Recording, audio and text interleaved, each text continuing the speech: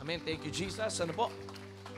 So, do you believe in me? Sinabi po yan ni Lord sa John chapter 1, ano po, verse 43 to 40 to 51.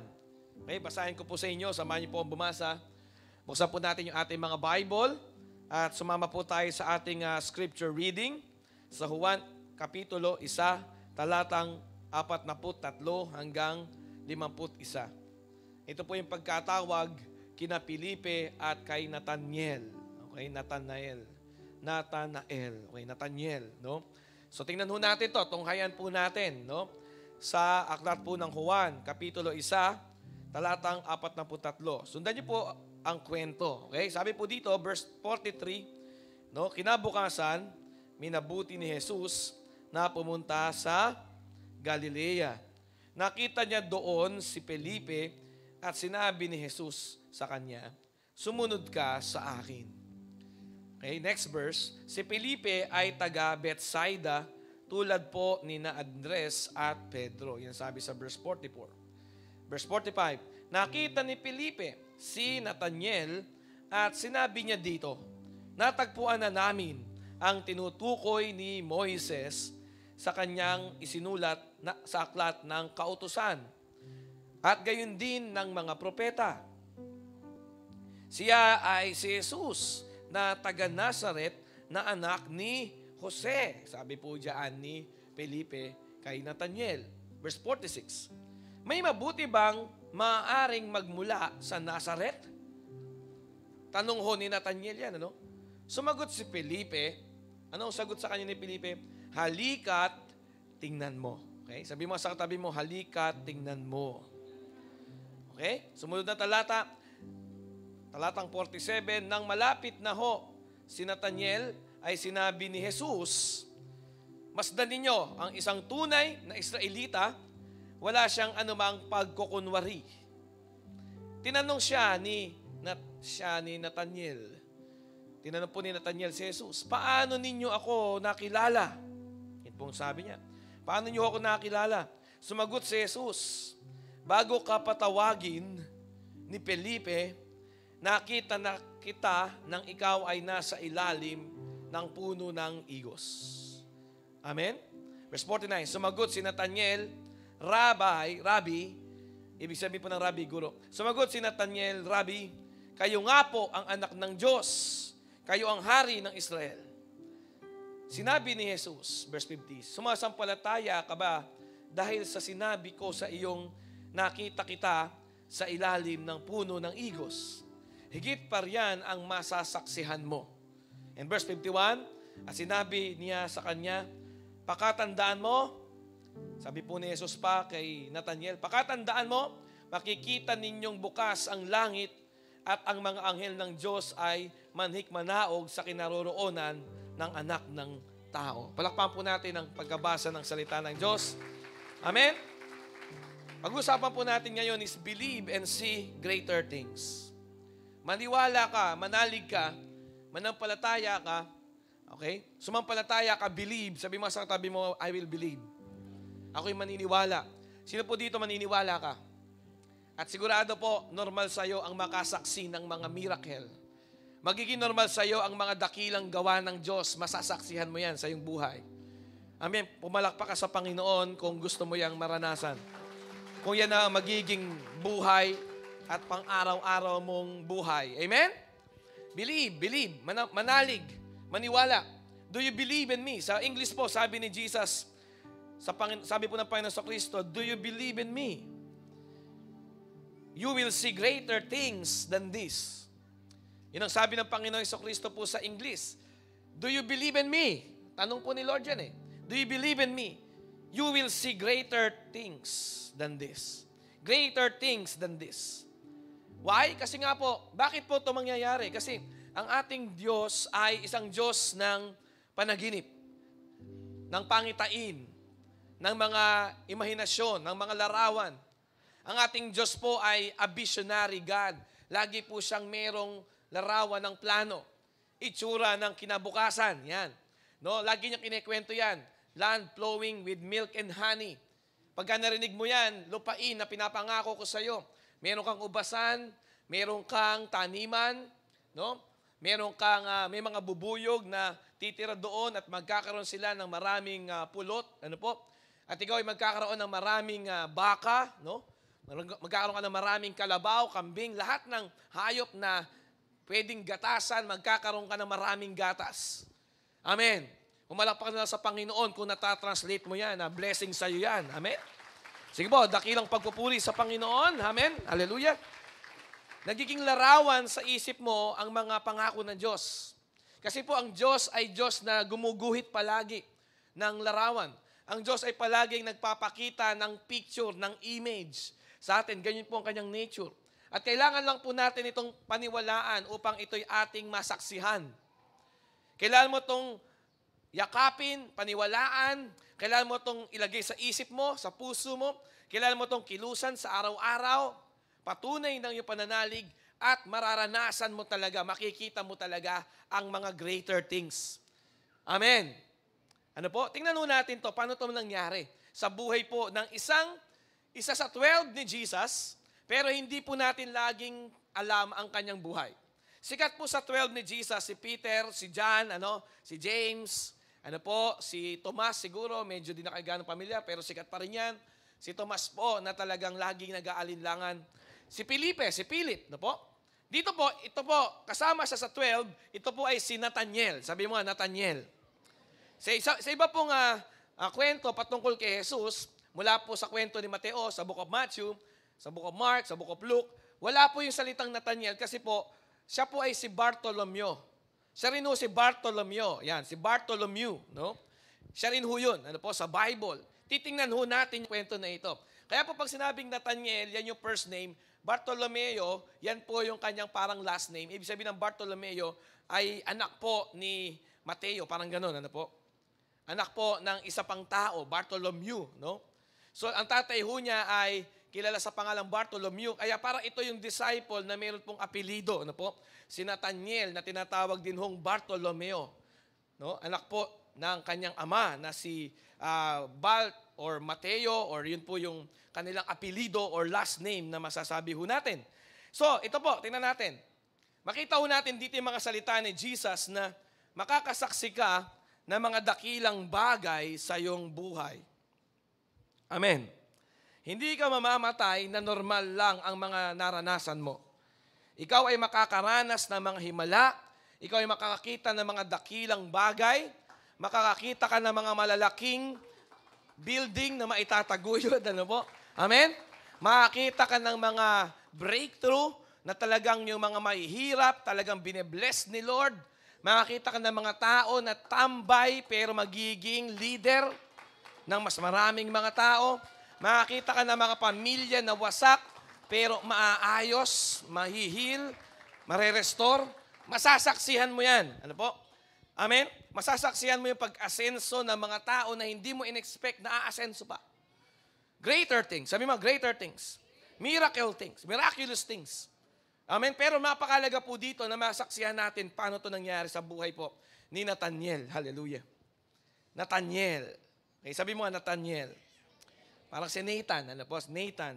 No? So, ito po mga greater things na ito is mula po to sa Diyos na lagi pong nagbibigay ng larawan. Nabigyan ka na ba ni Lord ng picture? Nasenda ka na ba ni Lord ng video? Yan, parang video, Video ng future mo. Okay? Nasenda ka na ba ng Diyos ng imahinasyon, image? Kasi ang atin pong Diyos ay Diyos na laging nagsasalarawan ng pinapangako niya sa'yo. Amen? Para talaga lubos mo tong yakapin, paniwalaan, araw-araw, gabi-gabi, at maging kalakasan mo to sa panahon na ikaw ay nadidiscourage, nalulungkot, nadidismaya, dumadaan sa mga hamon ng buhay. Yung larawan ng kanyang pangako.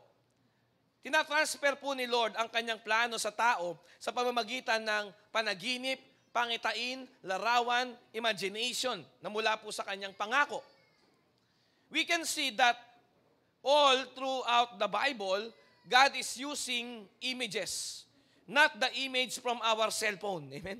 But images po ng pangako. Larawan ng mga pangako.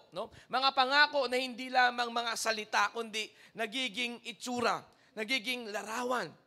nagiging panaginip na parang naka-play na video palagi dapat sa puso ng kanyang mga taong pinili. No po? The people that God chose to partner with throughout the Bible, even in our times, no, will receive dreams and visions as they start their new life with Jesus. Habang sinisimulan mo ang buhay mo kasama na si Lord ng totoo, talagang pinipili ka ni Lord at bibigyan ka ni Lord ng dreams at visions. Gusto ni Lord makakita ka talaga ng dakilang mga bagay. Amen.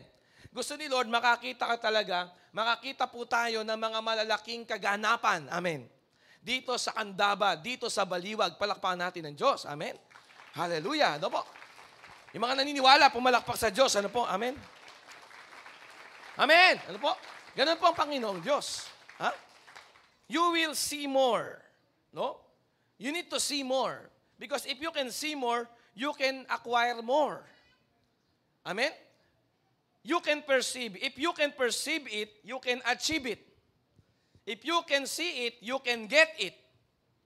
No? Kapag ka nakita mo ito sa iyong imahinasyon dahil pinangangako ng Diyos sa iyo, no? Dahil po binabanggit-banggit sa iyo ng Diyos, dahil po kinakausap ka ng Diyos, ibig sabihin progressive, no? Unti-unti po, pag nakita mo to, makukuha mo to, makakamtan mo yan, mararanasan mo yan, magiging mapapasayo yan, magiging normal na araw-araw mo yan. Yan ang kapangyarihan ng Diyos sa buhay ng isang mananampalataya. Kapag nakita mo na yung pinapangako ng Diyos sa iyo sa pamamagitan na yung isipan, na yung pananaginip. Pag nakita mo na yung future mo na ikaw ay nangunguna sa 12 katao na spiritual mong anak. Pag nakita mo yung sarili mo na talaga nagsusumikap, nagiging masipag, may ginagawa ka na sa araw-araw, nakikita mo yung sarili mo na pinagpapala ka ng Diyos, maging sa material na bagay, pag nakita mo na yan, mararanasan mo yan. Pag nakita mo yan, matitikman mo na yan. Amen? Pag nakita mo na yan, magiging sa'yo yan. If you can perceive it, you can achieve it. Palakpakan mo ang Diyos kung naniniwala ka. Amen? Kaya mahalaga makita mo yan kasama si Lord. Kailangan managinip ka kasama ang Diyos. Kailangan niya na mas mahalaga para sa'yo, maliban po sa mga pinapanood natin sa cellphone. No? Hindi na tayo nanonood sa TV, sa cellphone na. Pero dapat mas mabigat, mas mahalaga, mas may bigat, mas importansya sa'yo yung mga pinapakita sa'yo ng Diyos. Matandaan mo yon. Huwag sanang matabunan yan ng mga panoorin sa cellphone. Kasi pag natabunan yan ng panoorin sa cellphone, makakalimutan mo yan. Muling mawawala yan sa iyong isipan. Muling mawawala yan sa paningin ng iyong puso, sa paningin ng iyong isip, sa pananaw ng iyong pagkatao, mawawala yan. Matatabunan po yan ng mga pelikula na walang kwenta mula sa cellphone natin. Kaya mahalaga po, napahalagahan natin yung mga nakikita natin na kasama ang Diyos. Amen. Hallelujah. No? Kailangan po natin makita ang mga bagay-bagay mula sa mata ng Diyos. Makita po natin kung ano yung nakikita ng Diyos. Makita po natin yung perspektibo ng Diyos. Makita natin ang mga bagay sa pamamagitan ng kung paano ito nakikita ng Diyos. Makita po natin yung ating buhay, yung ating sitwasyon, yung mga mangyayari sa kinabukasan mula po sa pananaw o anggulo ng prinsipyo ng Diyos, ng salita ng Diyos, ng kaisipan ng Diyos. Doon po natin ito sana makita. Believe and you will see more. Come and you will see more. Come and believe. Sabi mo sa katabi mo, come and believe. Ibig sabihin ng believe, maniwala. Come, ibig sabihin dumating. Pumunta ka. Sabi mo sa katabi mo, dumating ka. Pumunta ka. Amen? Amen? Kasi po, ito po makikita natin sa kwentuhan ng magkaibigan. Ito nga si Felipe at si Nathaniel. Okay? So si Felipe po, taga Bethsaida, tulad ni Andres at ni Pedro. Silang tatlo po, taga Bethsaida, lugar po ng mga mangingisda. Ano ho? Yan po yung lugar po nila. No? Nila Felipe. At si Felipe po, kaibigan niya si Nathaniel. Si Felipe po, sumusunod na kay Jesus. Okay? Si Felipe po ay tinawag ni Jesus. Ang sabi ni Jesus sa kanya, Felipe, sumunod ka sa akin. So una pong nakatuklas kay Jesus ay si Felipe. And then sumunod po, tinawag niya yung kanyang kaibigan. At ang sabi niya sa kanyang kaibigan, kay Nathaniel, natagpuan na namin ang tinutukoy ni Moises sa kanyang mga isinulat sa lumang tipan, sa aklat ng kautusan, gayon din sa mga propeta. Siya ay si Jesus na taga Nazaret. Yung anak po ni Jose na karpintero, sabi po ito ni Felipe sa kanyang kaibigan na si Nathaniel. Ngayon, ang sagot po ni Nathaniel ay ganire, no?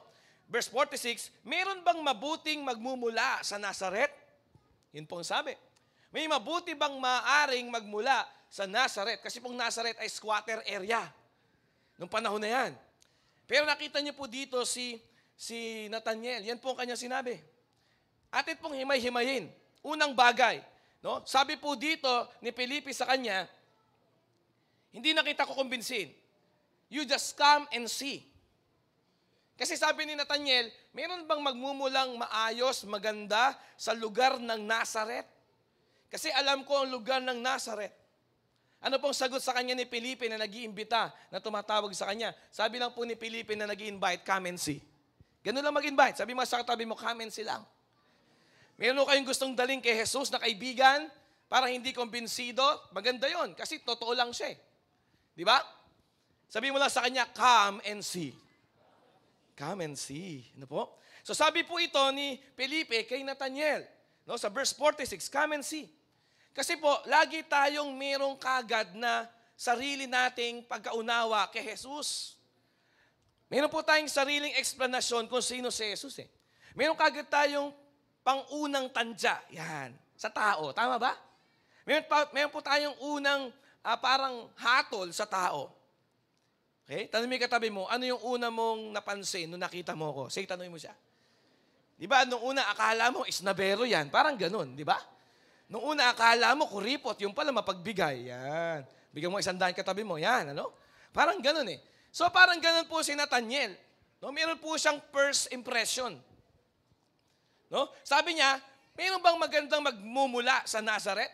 So, ang solusyon po doon ay pagka meron pong pagiging makatotohanan ng isang tao na inimbitahan mo, alam niya kaagad kung nito to, sabi mo lang sa kanya, come and see. Come and see. Kaya kailangan po na, kaya dapat ganito. Si Jesus, hindi mo pa kilala. Hello?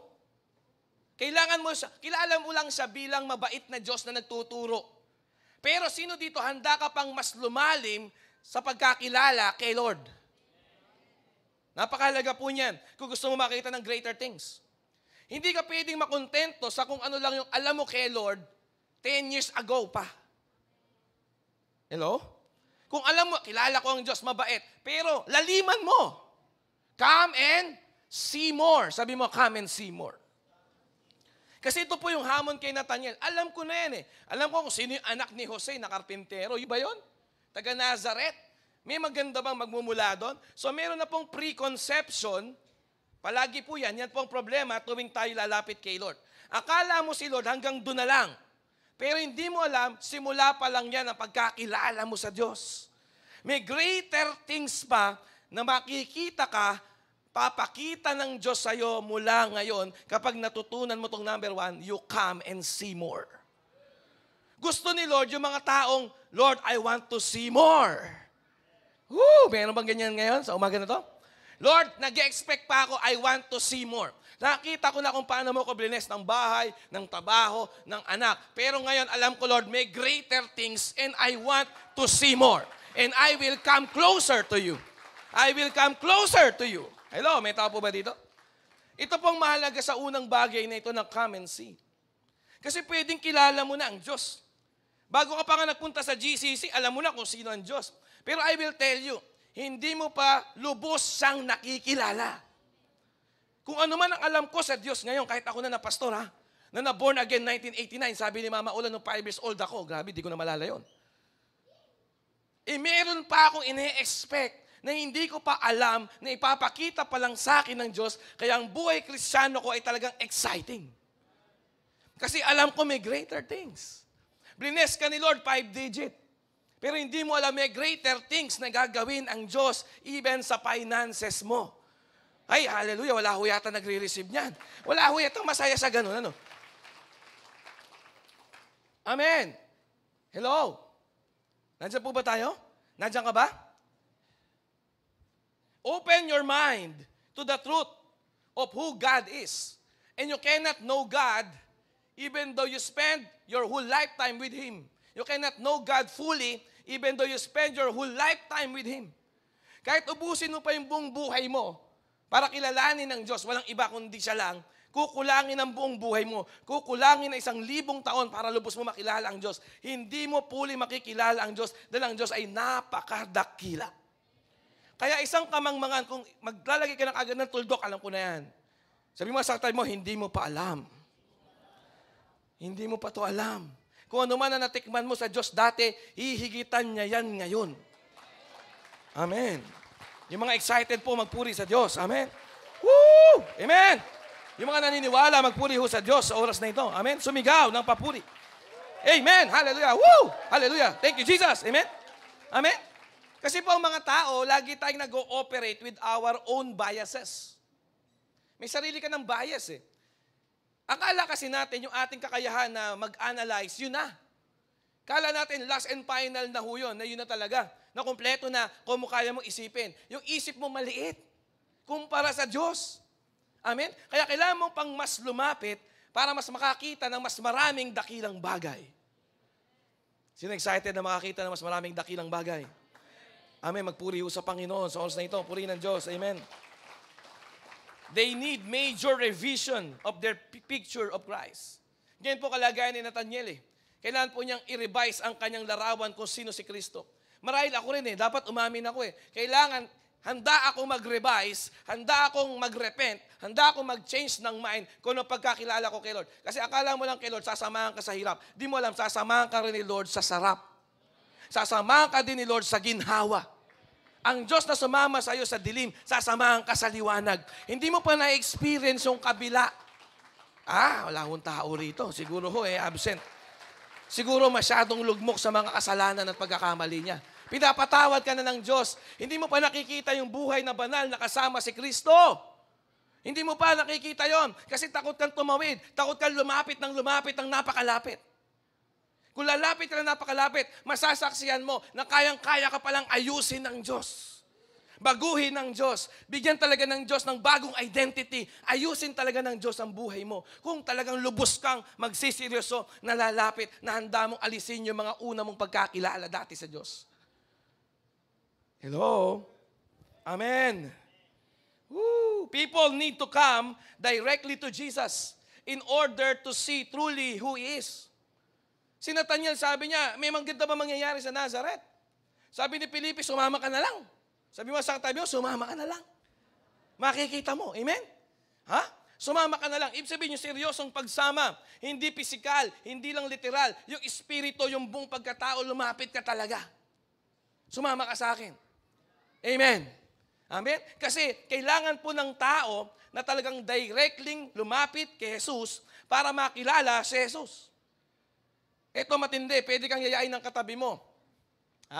Pero hindi mo lubos makikilala si Jesus kung lagi ka didepende sa katabi mo. Amen. Sa una yayayain ka niya, pero pag sumama ka na, dapat directly ka nang uugnay kay Jesus. Kung sino siya. Kasi nga, dapat maranasan mo si Jesus ng personal, ng ikaw mismo. Sabi mo sa katabi mo, ikaw mismo. Ikaw mismo maranasan mo si Jesus. Amen. Hallelujah. Some people measure others by themselves. They think others are liars because they are liars. Because we see things not what the things really is, but we see things as who we are. Hindi natin nakikita yung mga bagay-bagay kung ano talaga yung mga bagay-bagay na yan. Nakikita natin yung mga bagay-bagay kung sino tayo. Tandaan nyo yun. We see things as who we are. They judge others by their own experience. Hinahatulan po natin ang ibang tao dahil sa ating mga naranasan. Siguro sa Nazareth, na-hold up dati doon si Nathaniel. Sabi niya, sa Nazareth, may maganda bang magmumula dyan. Siguro sa Nazareth, na-scam si Nathaniel, di natin alam. So people judge others by their own personal experience. Those who share Christ need to understand the way people object to Him. Kailangan po maintindihan natin na tayong naglalapit ng tao kay Kristo, kung yung mga tao, paano ba nila nakikita talaga si Jesus? Paano nila nakikita si Jesus? Dapat tayo po na nagdi-disciple, pansinin natin paano nakikita ng mga taong dinidisciple natin si Jesus. Baka nakikita nila, ikaw, hindi si Jesus. Kaya sabi ni Felipe, ikaw na lumapit kay Lord. Sabi mo sa tabi mo, ikaw na lumapit kay Lord. Anyway, sabi mo sa tabi mo, anyway. bago ka pa lumapit, nakita ka na niya. Amen? Amen? Alam ba, bago ka pa tinawag, nakita ka na niya. Bago ka pa inimbita, nakita ka na niya. Bago ka pa pumunta sa simbahan na to, nakikita ka na ng Diyos. Recognize that, realize that, and you will see greater things. Amen. Makikita ho natin dito isang tao na si Nathanael. Verse 47, Jesus saw Nathanael coming toward him.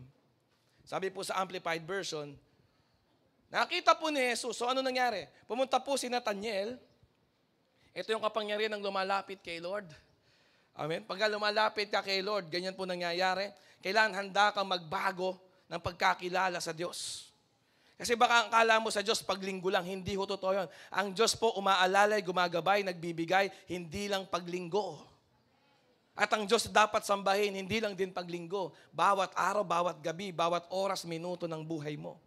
Handa ka bang magbago ng pananaw kung sino ang Diyos? Handa ka bang tuklasin talaga at aminin, ito yung luma kong pananaw sa Diyos na kulang-kulang. At ngayon, handa akong masaksihan ng Diyos. Handa ko siyang mas makilala. At pag nakilala ko siya, makakakita ko, makakasaksi ako ng dakilang bagay sa buhay kong ito. Amen? So ito po, lumapit na po si Nathanael. Jesus saw Nathanael coming toward him. Kung meron pong talata sa Bible, nandito pa ho ba kayo? Hello? Alam niyo po yung Acts 13:22? Ito po yung mga talata sa Biblia na ang Diyos ang nagbibigay ng comment kung sino itong mga tao na to. Hello? Ito po yung mga talata sa Bible na tayo, ikaw lagi nagsasabi kung gaano kabuti ang Diyos. Tama ba? Ikaw yung tao na nagsasabi gaano kabuti ang Diyos. Tama? Pero ito iba. Ang Diyos ang nagsasabi gaano kabuti yung tao na to. Baligtad. Tingnan niyo po itong Acts 13:22. Sabi ng Diyos sa isang tao, ito komentaryo ng Diyos sa isang tao, I found me a man, Acts 13:22, I found me a man after my own heart, conforming to my will and purpose, who will do all my will. Yan ang sabi ng Diyos sa isang tao. Parang papuri yan ng Diyos sa isang tao, parang ganun. Ha? Ngayon po nakakita pa ako ng isang talatang ganyan, ito nga po, John 1:47. Anong sabi ng Diyos sa isang tao ho na ito na si Nathanael? Tingnan niyo po.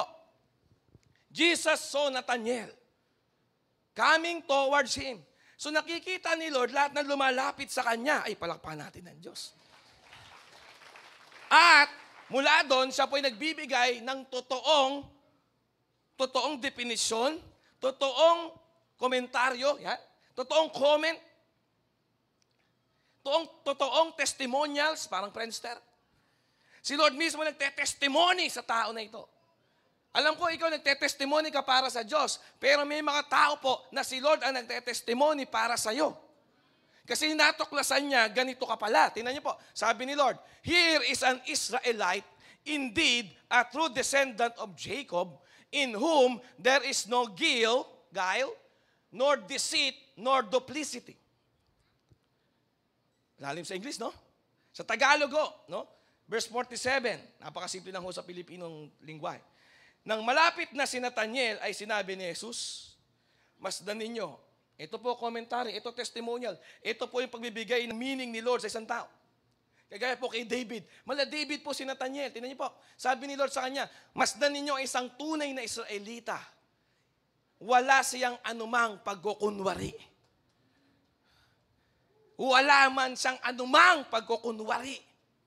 Sabi po sa English sa verse 47, no? Apat na lang po yung point number 2. Genuine, no guile, no deceit, no duplicity. No duplicity. Yan po si Nathanael. Sino nagsabi niyan? Si Lord. Hindi kapitbahay. Sino dito gusto mo yan ang masabi ni Lord sa'yo pag lumalapit ka kay Lord? Totoo lang. Genuine, no guile, no deceit, no duplicity. Yan po yung mangyayari sa'yo. If you want to see greater things, sa paglapit mo sa Lord, maging totoo ka. Maging realistic ka. Nathanael came to Christ through the testimony of Philip, his friend. As soon as Jesus saw Nathanael's assessment of Nazareth, he knew what kind of person he was. Narinig kasi ni Lord kung ano sinasabi ni Nathaniel tungkol sa Nazareth, kung saan pinanganak si Jesus. Ano sabi ni Nathaniel? May maganda bang mangyayari dyan? May maganda bang lalabas dyan sa Nazareth? Alam niyo po, palatandaan yun na totoo si Nathaniel. Walang flattery. Sabi mo sa katabi mo, walang flattery. Walang people pleasing. Hello. Ganyan po, gusto mo makaranas ng greater things kay Lord. Dapat po handa tayong lumapit sa Panginoon na tayo ay totoo. Sabihin mo kung pangit na nakita mo sa Nazareth, sa pinanggalingan mong bayan, sa iyong nakaraan, sa iyong kasaysayan, mag-ayos tayo ng paglapit sa Diyos. Dapat genuine. Dapat no guilt. Dapat no deceit. Dapat no deception. No duplicity. Kaya po hindi tayo makakita ng next level. Kaya hindi tayo makita ng greater things. Nagpapanggap tayo. Gusto nating i-please yung tao. Gusto nating sabihin yung tamang sagot kahit hindi totoo sa buhay natin yung tamang sagot. May natututunan ba tayo? Okay ka ba? Hindi ako okay. Kaya mo sabihin yun? Pero lalapit ako kay Lord. Amen? Amen? Hindi ako okay, pero gusto ko maging okay. Amen. Tama po ba? No guilt. Ano po ibig sabihin nito? Tingnan mo natin. Ibig sabihin po ng verse 47 na yan, Behold, an Israelite indeed, genuine. Indeed means, no sinabi ni Jesus yan sa translation po ng Amplified, no? Indeed, ano po, makita niyo po yung word na indeed. No? Indeed, a true descendant of Jacob, genuine to. Genuine. Genuine. Hindi po to namemeke. Hindi to nagpapanggap. May kaibigan bang ganyan? Yung mga ganyang kaibigan, konti kaibigan. Amen? Kung may kakilala kang ganyan, konti kaibigan yan. Bakit? Laging totoo yan eh. Hello? Sasabihin yan sa'yo kung ano totoo. Hindi yan nagpapanggap, hindi kanyan ipla-platter, hindi kanyan ipli-please. Kung ano yung totoo, yun lang. Amen. Ganun ho si Nathaniel. Ganyan ho si Nathaniel. No, wala ho siyang deceit. In whom is no deceit. Sabi po, deceit means pain. Pagka nandadaya ka, may pain ka. No? It means you are using trickery or falsehood to trick into. Para mapagkamalang kang mabait, yun, pandaraya yun. Para mapagkamalang kang okay, yun, pandaraya yun. Wala ho siyang deceit. Kung malungkot, malungkot. Ang totoong buhay, di naman lagi nakangiti. Pag umiti, by faith lang. Amen? Ngitian mo yung katabi mo, by faith lang yan. Kaya lang umingiti yan, naniniwala yan sa mga gagawin pa lang ng Diyos. Sige, bigyan mo na matinding ngiti. Sabi mo sa katabi mo, faith lang to nakangiti ako, marami akong problema. Amen? Hello? So kailangan mo lang lumapit sa Diyos na genuine ka. No guilt, no deceit, no deception, and last, no duplicity. Yan yung pangalawa. Ano yung una? Come and see. Ano yung pangalawa? Siguraduhin mo, genuine ka. Siguraduhin mo, no guilt, no duplicity. Kasi po, sometimes gusto natin talaga yung medyo dayain ng konti. Gusto natin ng konti yung haluan natin ng white lies. Alam niyo po yung white lies? Yung pagsisinungaling na nakakalusot naman eh. Di ba? Pumasok ka ba sa buong isang linggo? Opo. Pero 4 na araw ka lang pumasok, 5 araw dapat pasok. Tawag doon, white lies. Okay na yun. Ano naman, round up na lang. Amen? Di ba? Ganyan mga white lies eh. Di ba? Dumating yung bill ng Meralco, nandiyan nanay mo? Wala po. Pero nanay mo nasa kusina, nagtatago. Para di kayo masingil. Anong tawag doon? White lies. Para wala na problema. Pwede mo naman kausapin. So, si Nathaniel, walang ganun, mga kapatid. Kung gusto natin talaga makaranas sa Diyos, maging totoo ka sa iyong sarili. Maging totoo ka sa iyong sarili talaga. No? Kailangan talaga hindi ka mapandaya, hindi ka gumagamit ng mga bitag, hindi ka gumagamit ng pain. Hindi ka nagdi-deceit. Deceit means naglalagay ka ng pandaya, naglalagay ka ng pambitag. The word deceit was a fishing term. Ano po? Yung original po na lingwahe niyan. Ibig sabihin po niyan, fish bait, pain sa isda. Yan po ibig sabihin ng deceit. Sabi mo sa katabi mo, deceit daw. Yan. Pag sinabi pong deceit ay, yan po yung pinakapain, parang bulate, parang ganun. Pain po yan sa pamingwit, no? And the Lord used the term in the sense of beguiling someone with a pretext. This is what we do with fish. We throw out bait with a hook to trick them into thinking that they have a meal waiting. Dinadaya natin isda na maisip nila na may pagkain sila. Pag kinagat nila yung pagkain nila, bitag sila, huli sila. Yan po ibig sabihin ng deceit. So ang sabi ni Jesus mismo, sa tao na to na si Nathanael, walang pandaraya sa tao na to. Kung ayaw niya, ayaw niya. Kung gusto niya, gusto niya. Hindi mo siya ma-hype. Hindi mo siya madadala sa hype. Alam mo yun? Nakita na namin si Jesus, no? Sino yun? Taga Nazareth. Walang mangyayari sa Nazareth. He is so real, si Nathanael. He is a person of guileless simplicity. Gil. Ibig sabihin kasi ng gil, sabi mga gil, di ko alam yung bigkas kasi second language ko, English. Tama? Second language natin ang English. Kaya okay lang magkamali sa English ng konti. Amen? G-U-I-L-E, gil, guile, gil. Amen? Gigil na ako, gil. Gil, amen? Sabihin ng gil is pandaraya. No? So siya po ay guileless. Walang pandaraya. Kung estudyante ka at gusto mo lumago kay Lord, gusto mo ng greater things masaksihan mo sa pagiging estudyante mo, huwag kang mandadaya. Huwag kang magkokodiko, huwag kang magdudoktor, huwag kang mangongopya. Bumalakpak sa Diyos ang mga estudyante. Guileless. Walang bahid ng pandaraya. Kahit maliit lang na piraso ng pandaraya sa diskarte niya, wala siyang ganun. Guileless siya. Pumalakpak po sa Panginoon yung gusto maging Nathanael ngayon. Amen? Yan po ang makakaranas ng greater things. Ha? Di bali nang parang nasa squatter ka ngayon. Di bali nang galing ka sa kulelat ngayon. Di bali nang parang naimbitahan ka lang, di ikaw yung una. Okay lang. Basta ikaw pure ka, wala kang bahid ng pandaraya. Amen. What you sow is what you get. Ganun po siya. He was honest. He was open to wherever truth will lead him. Handa siyang sumunod kahit sa dadali ng katotohanan. Hindi mo siya maigagapos. Hindi mo siya maikukulong. Hindi mo siya maiko-compromise. Handa siyang sumunod kahit saan siya dalhin ng katotohanan. Pumalakpak ko sa Diyos ang nananampalataya rin ng ganyan. Amen. Amen? Kaya po Jesus appreciated Nathanael sa kanyang honest estimation. Ano sabi po ni Nathanael? Walang maganda daw mangyayari sa Nazareth. Sino ho dito parang wala na magandang mangyayari sa lahat ng nasaksihan mo sa buhay mo?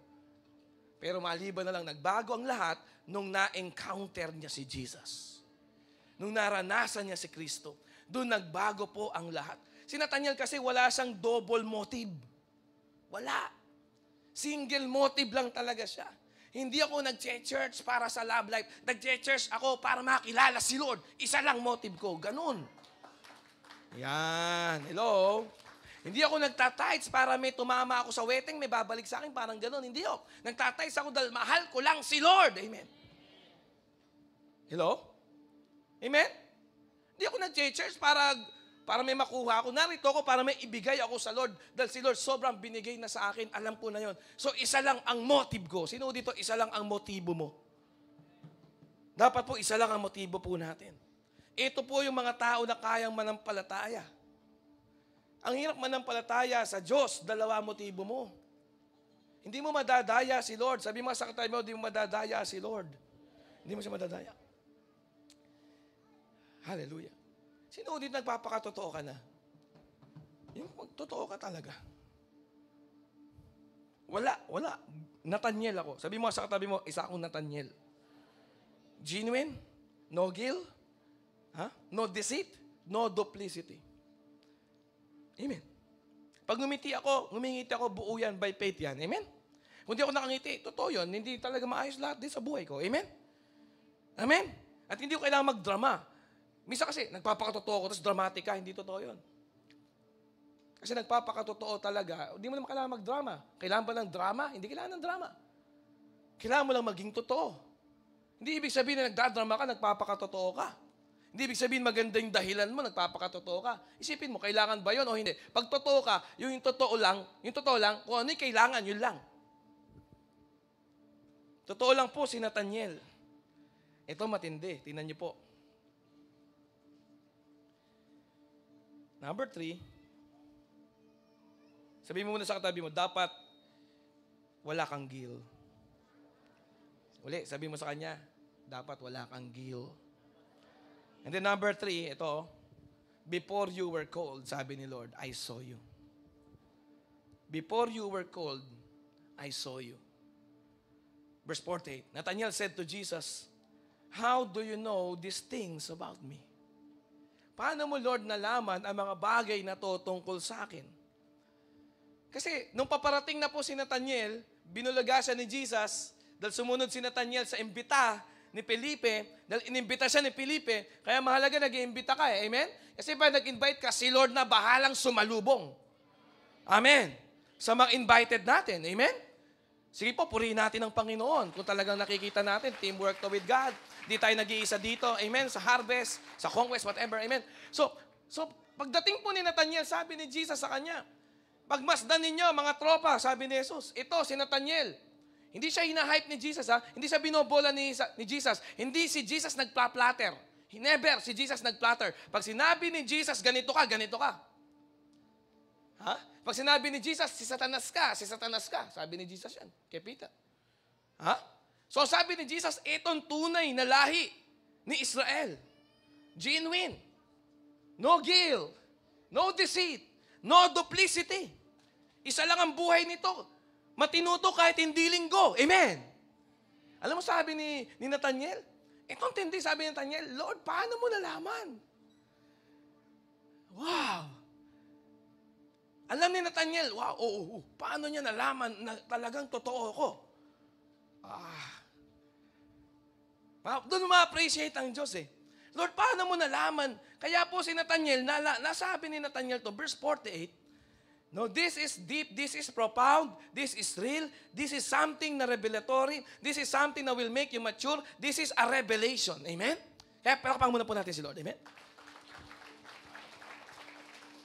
Lord, paano mo nalaman na totoo lang ako sa buhay ko?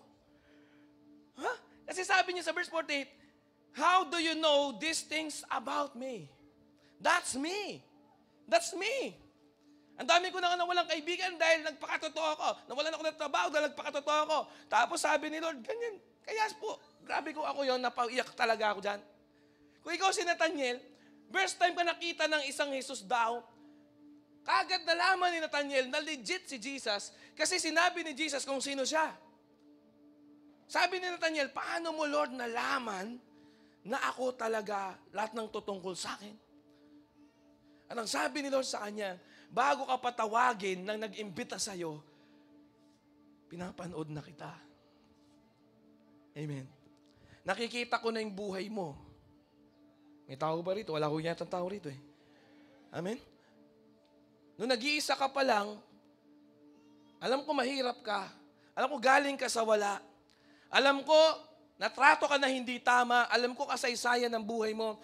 At hindi lang kasaysayan ng buhay mo. Alam ko ang magiging kinabukasan mo.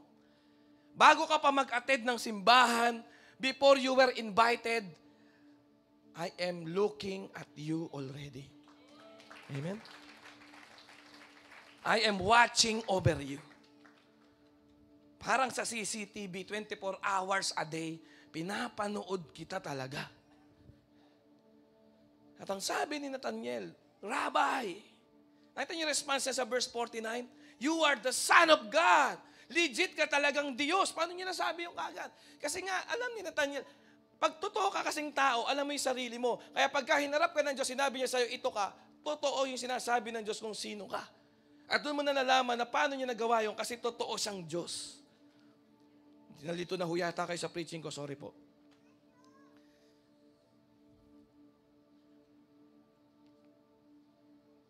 Nathanael knew that something unusual had happened to him. That Jesus has read his heart. Wow. Alam ni Nathanael na mayroong unusual na nangyari sa kanya. Nung sinabi ni Jesus na nakita kita sa puno ng igos. Nakita kita sa fig tree na yon. Ha? Sabi po ni Jesus sa kanya. The moment na nakita niya si Nathanael, naramdaman ni Nathanael to, na mayroong kakaiba. Naramdaman niyo ba may kakaiba? Na parang binasa ng Diyos ang laman ng iyong puso. Binasa ng Diyos ang iyong pagkatao. Binasa ng Diyos ang iyong spirito. At alam niya lahat ng tungkol sa iyo talaga. Kaya sabi po niya, how do you know me? Nathanael said to Jesus, John 1 verse 48, how do you know me? Nathanael knew nothing. Nathanael knew that something unusual had happened to him. That Jesus had read his heart. At ang sinabi ni Jesus sa kanya yan. Sinabi ni Jesus sa kanya yan. Pinaparating ni Jesus to sa kanya na Nathanael, I am the revealer of truth. I have supernatural knowledge. Jesus read his heart. Jesus read his heart. Once again, mga kapatid, God is after a man who is after his heart. Jesus is after a man who is after God's own heart. God always look at the heart. God is always looking for a person who will be genuine enough, courageous enough to become genuine. Naghahanap po ang Diyos, nag-observe siya ng mga tao na nagpapakatotoo. Mga tao na handang lumapit sa Kanya, mabago ang buhay talaga nila totally. Sino excited, mabago yung buhay niya talaga totally, 100%. Alam niyo po ang Panginoon, He will reveal the truth. He will reveal the truth. He is a revealer of truth. Sabi ni Jesus, I have a supernatural ability to know the heart of men.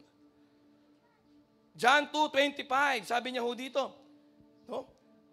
Sabi po sa Bible verse, basahin po natin, John 2:25. And He did not need anyone to testify concerning man and human nature. For He Himself knew what was in man, in their hearts, in the very core of their being.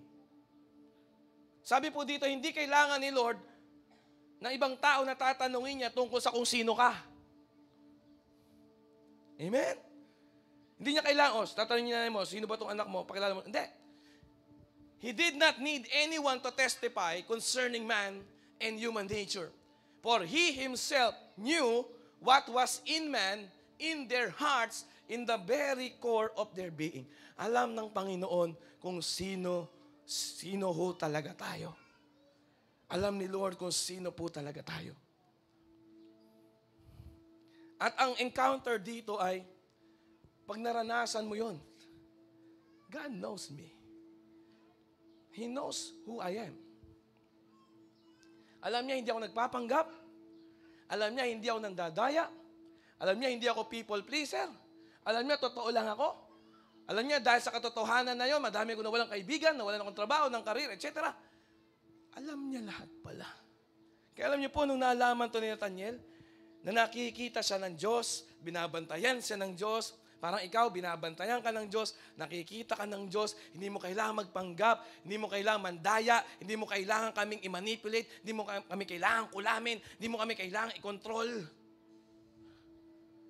Amen? Alam niya eh. Just be real. Maging totoo ka lang. At ang sabi ni Jesus sa kanya,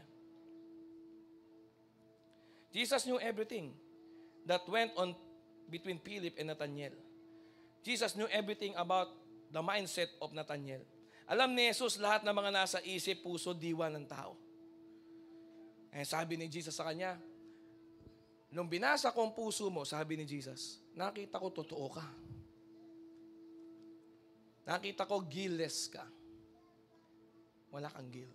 Nakita ko wala kang deceit, wala kang bitags para sa akin. Hindi mo ko dadayain. Nakita ko hindi doble ang motibo mo, sabi niya. No? Sana ho pagka nakita, actually nakikita ka na ni Lord. Sabi mo sa katabi mo, nakikita ka naman ni Lord. Alam ng Diyos ang puso mo. Hindi alam ni Philip. Parang pastor mo, di naman alam. Parang cell leader mo, di niya alam. Pero ito, makinig ka mabuti. Alam ng Diyos. Kung meron kang pain na inuumang. Alam ng Diyos kung dalawa ang motibo mo. Alam ng Diyos kung meron kang tinatawag na duplicity. Alam ng Diyos. Kaya sabi ng Panginoon, mahalaga po dito Lord, ito dapat bago ka tumawid, sa paglapit natin sa Panginoon, napakahalaga talaga Yung mag-sorry, magsisi. Lord, patawarin mo ako, doble kara ako. Yan, mahalaga yun eh. Yung contrite heart, yung puso na handang magsisi. Kasi para paglapit mo kay Lord, totoo ka lang. Para paglapit mo sa Panginoon, genuine ka. Wala kang tinatago. Paglapit mo sa Panginoon, handa kang iniwan mo na lahat. Paglapit mo sa Panginoon, iniwan mo na talaga lahat para kay Lord. And then you will see greater things. You will see greater things. Ano ba nagpapa-amaze sa'yo? Tanong mo katabi mo, ano ba nagpapa-amaze sa'yo? Ano ba greater things sa'yo? Tanong mo siya, ano ba greater things sa'yo? Things? Alam mo greater things kay Nathaniel? Dahil lang doon, hello, nandiyan pa ba kayo? Dahil lang doon sa ganun niyang experience kay Jesus, hindi siya bulag na binigyan ng paningin. Okay? Hindi siya mahirap na binigyan ng salapi. Okay? Amen? Simple lang siya. Isa lang siyang nagpapakatotoo na may nakarecognize sa pagiging totoo niya. At yun ay sapat ng dahilan para hindi na siya kumalas sa Panginoong Jesus. Oh, yun lang. Yun lang. Nakatagpo siya ng leader, nakatagpo siya ng pastor, nakakita siya ng mentor, ng coach, nakakita siya ng guro, ng rabbi, nakakita siya ng teacher, parang gano'n, na nire-recognize yung pagiging totoo lang niya. Genuine. No guilt. No deceit. No duplicity. At miracle po yun kasi kagad alam ni Lord. Miracle yun kasi supernatural knowledge ang tawag doon. Sabi mga supernatural knowledge of God. Alam kagad ni Jesus. Kaya sinabi niya, this is the real man, the genuine Israelite. No guilt, walang pagpapanggap, walang mali siya to, sabi ni Jesus. Doon po nabagbag ang loob po ni Nathaniel. Sabi niya, Lord, I will follow you. You are the Son of God. You are the Son of God. You are the child of God. Sabi niya kagad. Nasabi mo na ba kay Lord John? Totoo kang Diyos. Totoo ang Diyos. Hindi ako atheist. Totoo ang Diyos. Napaganon ka na ba? Hallelujah. Amen. Yun. Kaya kailangan mo lumapit. Kaya sabi mo sa atin mo, kailangan mo pumunta. Kaya kailangan mo lumapit. Sabi mo sa kanya, kaya kailangan mo lumapit. Kaya kailangan mo pumunta. Amen? Kaya sabi po ng Panginoon sa kanya, magtapos na po tayo. Jesus replied, verse 50, because I said to you that I saw you under the fig tree, do you believe in me? Kaya po naniwala si Nathaniel eh. Dahil nakikita ni Lord ang kanyang pagkatao. Nakikita ng Diyos ang kanyang espiritu. Nakikita ng Diyos ang kabuuan niya. Kaya po siya po ay lubos na naniwala. Sino po dito sapat na para sa iyo na maniwala ka? Amen. At ang sabi ni Lord sa kanya, verse 50, you will see greater things than this. Yun po yun. Bago ka manampalataya, kailangan meron kang tunay na karanasan dahil nagpapakatotoo ka. Tayo sa Diyos. Ready kang humakbang sa pananampalataya kasi totoo ka eh.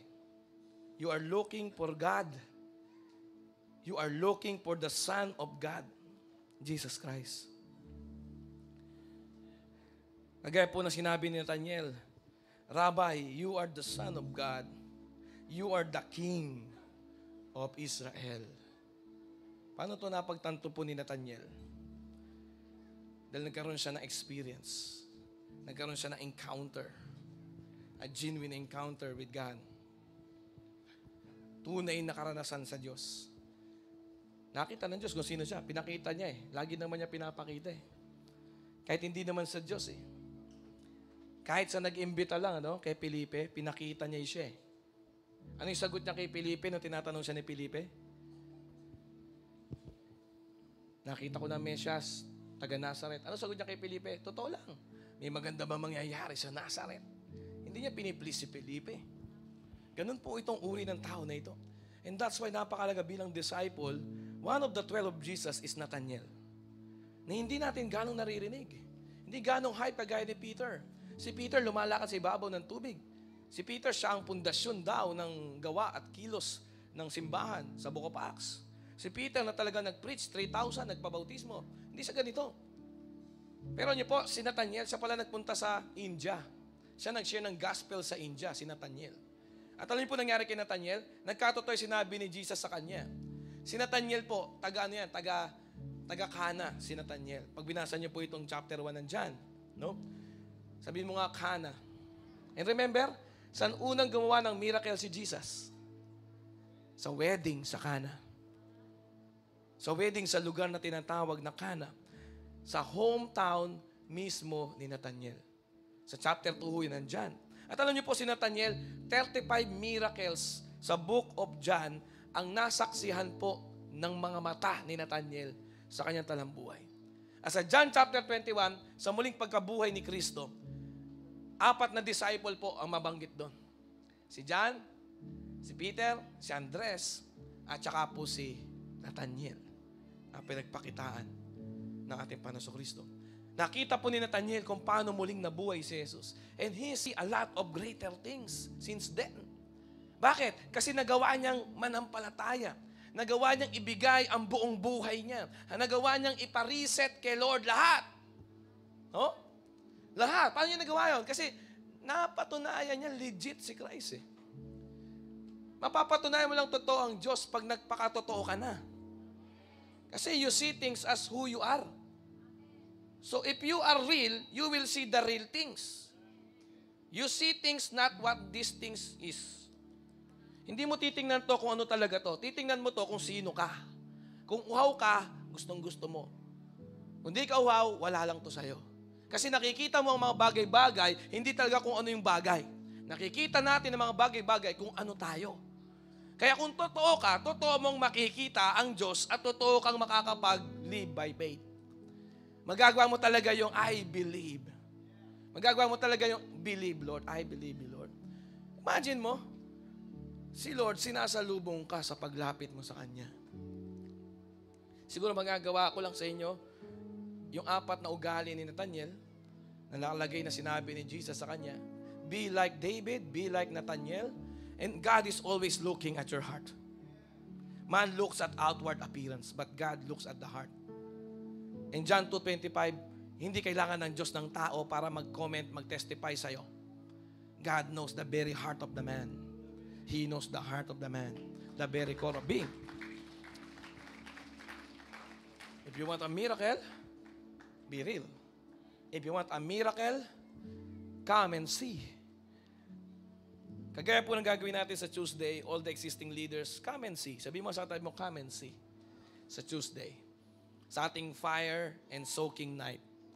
Come and see kung bago ka leader, nakatatapos mo lang mag-encounter, wala ka pang experience paano mag-lead ng cell, paano mag-share ng gospel, pang Friday ka naman. Come and see. Sabi mo sa tabi mo, come and see.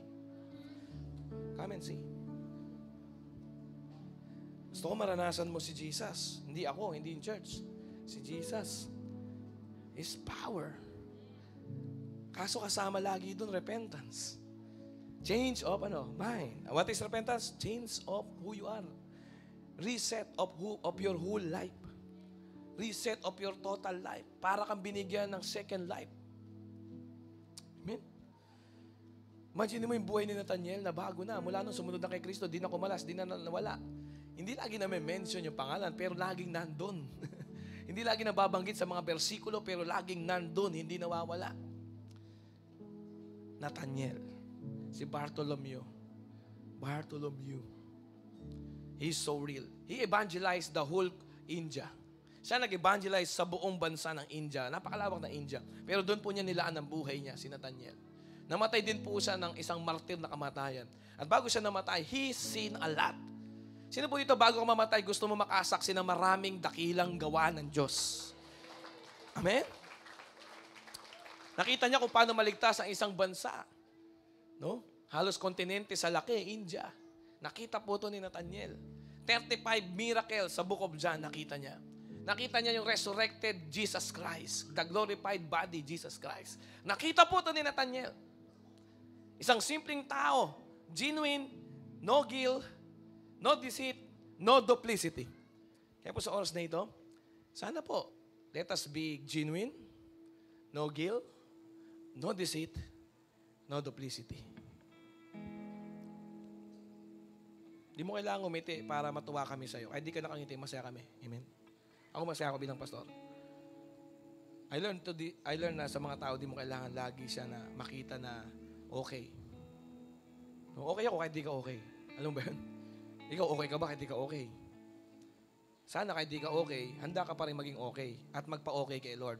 Amen? Amen? Laliman mo. Nakita nyo malalim yung mga word ni Lord. Amen?